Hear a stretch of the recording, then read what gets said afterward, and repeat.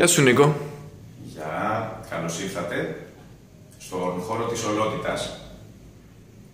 Είναι η εταιρεία την οποία έχουμε ξεκινήσει με κάποια παιδιά πρόσφατα. Θα σας μιλήσω σήμερα για το τι είναι η ύπνωση.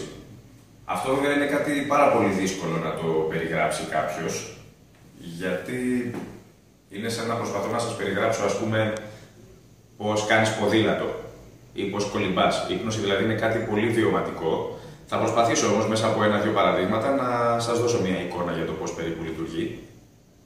Η ύπνωση λοιπόν καταρχάς δεν είναι κάτι περίεργο. Η ύπνωση είναι από τους πάρα πολλούς ορισμούς που υπάρχουν. Ένας ορισμός που μου αρέσει εμένα είναι ότι είναι η επικοινωνία με το υποσυνείδητο. Με το μη συνειδητό κομμάτι μας δηλαδή. Τι είναι τώρα το μη συνειδητό αυτό κομμάτι μας? Είναι όλα αυτά τα πράγματα που κάνει το σώμα μας και το μυαλό μας χωρίς εμείς να έχουμε συνειδητή επίγνωση αυτού. Όπως για παράδειγμα τα συναισθήματά μας, ας πούμε, ελέγχονται από το μη συνειδητό κομμάτι μας. Δεν μπορεί κάποιος να σου πω τώρα, ας πούμε, εγώ νιώσε χαρά. Δεν μπορείς να πεις πώς θα νιώσω χαρά. Αν σκεφτείς όμως κάτι που σε χαροποιεί, κάποια στιγμή δηλαδή που ήσουν χαρούμενος, τότε θα μπορέσεις να νιώσεις χαρά. Έμεσα δηλαδή. Μέσα από τις εικόνες δηλαδή που δημιουργείς στο μυαλό σου, το υποσυνείδητό σου βγάζει στην επιφάνεια αντίστοιχα συναισθήματα. Τώρα, ένα ωραίο παράδειγμα που χρησιμοποιώ συχνά, εγώ και άλλοι υπνοτιστές, για το τι είναι η ύπνωση και πώς είναι η ύπνωση περίπου, είναι όταν πηγαίνεις στο σινεμά. Μπαίνεις στην αρχή στο σινεμά, βλέπεις τις θέσεις, βλέπεις τους ανθρώπους, τους θεατές που περιμένουν να ξεκινήσει η ταινία και κάποια στιγμή χαμηλώνουν τα φώτα και αρχίζει και προβάλλεται η ταινία. Και σιγά σιγά, μέσα στα πρώτα λεπτά, ενώ έχεις ακόμα αίσθηση του γύρω σου χώρου, ας πούμε, σιγά σιγά αρχίζεις και εστιάζεις την προσοχή σου όλο και πιο πολύ στην ταινία που βλέπεις μπροστά σου. Και αν είναι καλή η ταινία, απορροφάσαι πλήρως από αυτό. Είσαι πλήρως μέσα σε εκείνη την υπόθεση. Και όχι μόνο είσαι πλήρως, έχεις την προσοχή σου όλη εκεί στραμμένη, ταυτόχρονα ό,τι συμβαίνει, ό,τι διαδραματίζεται στο έργο, επηρεάζει και τα συναισθήματά σου. Παράδειγμα, ας πούμε, μπορεί να βλέπεις τον πρωταγωνιστή να είναι στην παιδική χαρά, ένα παιδάκι, ας πούμε, και να χαίρεται, να κάνει κούνια και να περνάει ωραία, και νιώθεις και εσύ μέρος αυτής της χαράς εκείνη την ώρα. Ή αντίστοιχα, μπορεί κάποιος να κυνηγάει να σκοτώσει τον πρωταγωνιστή και νιώθεις και εσύ άγχος, λες και προσπαθούσαν εσένα να σε κυνηγήσουν, ας πούμε, να σε σκοτώσουν. Ή μπορεί μετά πάλι να δεις, ας πούμε, τον πρωταγωνιστή να ερωτεύεται ή να ζει μια συγκινητική στιγμή με κάποιο πρόσωπο, ας πούμε, και νιώθεις και εσύ παρόμοια τέτοια συναισθήματα, γλυκά συναισθήματα ή συγκίνηση, ή μπορεί να σου δημιουργείται η επιθυμία να ερωτευτείς και εσύ εκείνη την ώρα, ή μπορεί να σκέφτεσαι τον αγαπημένο σου. Οπότε, σε αυτή την περίπτωση, άμα το σκεφτείς, τι γίνεται?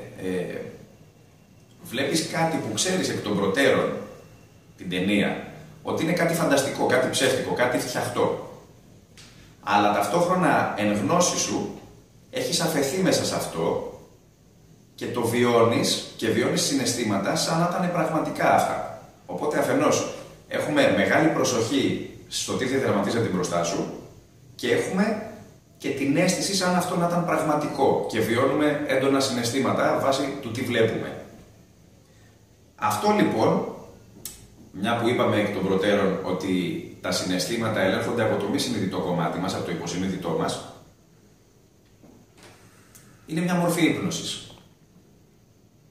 Αν τώρα πάρουμε μια άλλη περίπτωση, έχεις πάει πάλι στο σινεμά, αλλά η ταινία δεν σου αρέσει καθόλου, τη θεωρείς μια χαζομάρα και μισή. Δηλαδή, μπορεί να γίνονται παράξενα πράγματα με τέτοιο τρόπο που να λες, ας πούμε, ότι εντάξει, αυτά δεν γίνονται στην πραγματικότητα, ας πούμε, είναι τελείως ουτοπικό αυτό, δεν μου αρέσει η ταινία. Εκεί τι κάνεις? Πάλι συνειδητά αρχίζεις και αποστασιοποιείσαι από αυτό που έβλεπες. Δηλαδή, ο σκηνοθέτης δεν κατάφερε να σου κρατήσει το ενδιαφέρον και να σε κρατήσει να προσέχεις εκεί. Οπότε συνειδητά εσύ επέλεξες να μην αφαιθείς μέσα σε αυτή την εμπειρία και να μην ακολουθήσεις το ταξίδι των συναισθημάτων στο οποίο ήθελε να σε οδηγήσει ο σκηνοθέτης. Εκεί λοιπόν είναι σαν να λέμε, ας πούμε, αν το λέγαμε με όρους ύπνωσης, εκείνη την ώρα εσύ δεν είσαι δεκτικός στην ύπνωση. Δεν θέλεις και βάζεις έναν τοίχο. Κάτι τελείως παρόμοιο λοιπόν είναι που κάνουμε και όταν κάνουμε, ας πούμε, ύπνωση για θεραπευτικούς λόγους. Η διαφορά ποια είναι? Ότι πάλι εν γνώση του ο υπνοτιζόμενος αφήνεται σε αυτή την εμπειρία στην οποία τον καθοδηγεί ο υπνοτιστής και τον οδηγεί σε διάφορες, ας πούμε, εμπειρίες, του περιγράφει διάφορα πράγματα, του ζητάει να φανταστεί κάποια πράγματα κλπ. Τα οποία έχουν συναισθηματική επίδραση πάνω του. Όταν το κάνουμε λοιπόν αυτό θεραπευτικά, αυτό που κάνουμε είναι ότι οδηγούμε πάλι τα συναισθήματα, αλλά με τέτοιο τρόπο που να είναι χρήσιμος και ωφέλιμος για τον υπνοτιζόμενο, ώστε να πετύχει αυτό το σκοπό για τον οποίο ήρθε να υπνοτιστεί. Αυτό είναι ένα παράδειγμα ύπνωσης, το οποίο περιγράφει έτσι κάπως αρκετά, ας πούμε, καλά το πώς λειτουργεί η ύπνωση. Σε επόμενα επεισόδια θα σας περιγράψω και άλλα παραδείγματα, θα σας πω και άλλα πράγματα για το τι είναι η ύπνωση. Αυτό που θέλω να μείνει από αυτό το βίντεο ουσιαστικά είναι να καταλάβετε ότι η ύπνωση δεν είναι κάτι παράξενο, κάτι έτσι μαγικό, αν και καμιά φορά τα αποτελέσματά της μπορεί να μοιάζουν μαγικά. Είναι καθαρά το πώς λειτουργεί το μυαλό μας. Ο υπνοτιστής δηλαδή χειρίζεται με τον κατάλληλο τρόπο τις λειτουργίες του μυαλού μας. Μας καθοδηγεί να χρησιμοποιήσουμε τον τρόπο που λειτουργεί το μυαλό μας προς όφελός μας. Αν θέλετε λοιπόν να ενημερώνεστε για επόμενα βίντεο, αν σας άρεσε αυτό το βίντεο, μπορείτε να κάνετε like, μπορείτε να γραφτείτε συνδρομητές στο κανάλι ώστε να ενημερώνεστε για νέα βίντεο. Σας ευχαριστώ πάρα πολύ που με παρακολουθήσατε. Είμαι ο Νίκος Παραμερίτης. Τα λέμε. Γεια σας.